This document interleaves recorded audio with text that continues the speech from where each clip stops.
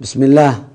الحمد لله والصلاة والسلام على رسول الله السلام عليكم ورحمة الله وبركاته dadka Soomaaliyeed oo walaalayaal markaan xafiiska imiday waxaan ballan qaaday in shabaab dagaal lagu cirib tiraayo lagu qaadi doono sababtoo ah khawaarij daawo aan ahayn in la tirtiro malaha dagaalkaas waa socdaa guulo la taaban karo ayaana laga gaaray gaar ahaan deegaanada galmudug koonfur galbeed iyo hirshabeelle dadka Soomaaliyeed argagixisadu dagaal kula ma jirto dawlad danna kama laha waxaa mabda u ah cabsi gelinta bahdilka iyo gumaadka shacabka oo ay u dheer tahay boobka hantidooda iyo cunaqabateynta abriyada gargaarka u baahan waxaa la yiri meyd maxaa u dambeeyay kaas la sii sido dadkii hoteelka xayaat joogay maxay bi'iyeen ceelashii tuulooyinka teedaan bukure inabaal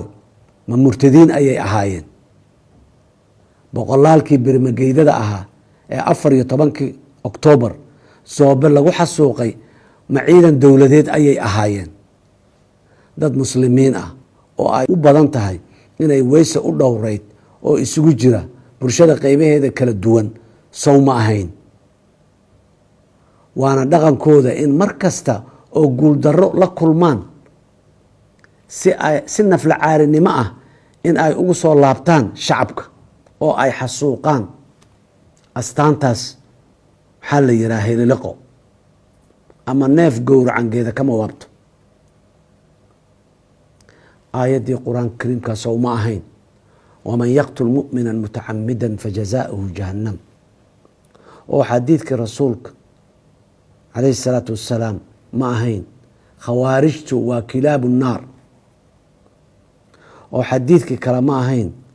قفك قف دلا وحول ميديا إسقى أو دتك أو دن دلي دتك سوماليادو ولا ليال dadka ilaahay iyo rasuulkiisa suubanaay saas ku sifeeyeen cudurdaar ma leedahay in loo cadaalad doonto in dhaqaalo la siiyo in guri laga kireeyo in la qariyo ama la dhuumiyo isaga oo dhagar maleegaya ma aha inay diin laawayaal yihiin oo keliya ee waa mas dilaa ah oo marada kugu jira mas dilaahna xalkiisu waa dil inta uusan ku dilin shacabka Soomaaliyeed waa ogahay inaad dhibaatada argagixisada idinku hayso quuska taagantihiin waan ogahay inaad ku daasheen tacsida iyo baroordiiqda joogtada ah waan ogahay in qarax walba oo ay argagixisadu soo maleegaan aad ku weydaan dad agtiina qaali ku ah oo isugu jira ehel walaal hooyo aabba qaraabo iyo saaxiibo waan ogahay inaad weliba dowladda soo dhowreysaan intaas iyo ay kan badanba waan ogahay maxaa yeelay idinka ayaan weligeyba idinku dhex noolaa oo xogogaal baanu ahay duruufaha idinku gadaaman hase yeeshee waa hubaal Soomaaliya waa ay ka guuleysanaysaa cadowga gardarrada ku haya dalkeeda dadkeeda iyo diintoodaba dowladdeena ciidankeena iyo shacabkeenuba isdhiibi maayaan ilaa laga helayo dal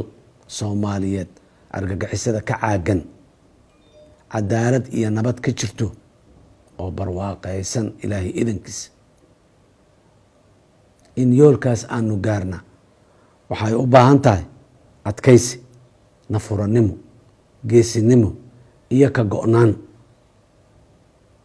waxaan bogaadinayaa guud ahaan shacabka Soomaaliyeed meel kastoo ay joogaan sida dhiiran iyo geesinimada leh oo ay dagaalka ugu jiraan gaar ahaan waxaan bogaadinayaa ciidamada qalabka sida ay har iyo habeen ugu taagan yihiin la dagaalanka argagixisada sidoo kale shacabka degan gobolada dalka ee iyagoo abaar la tiicaya haddana diiday dulmiga argagixisada. sida aan sheegay bilowgii horeba, dowladda aan madaxda ka ahay waxaa ka go-an in colaada gaamurtay ee argagixisada al-shabaab lasoo gabagabeeyo. sidaas daraaddeed shacabka soomaaliyeed waxaan kula dardaarmayaa inay noqdaan daljireeyayaal daahsoon oo u taagan fashilinta dhagarta kooxaha argagixisada ah. argagixisadu annagay nagu dhex nooshahay, waana inaan iska qabannaa. isbedel waa inaan ka keennaa sida aan argagixisada ula dhaqmaynaa. aad iyo aada umahadsantihiin. wasalaamu calaykum waraxmat ullaahi wabarakaatu.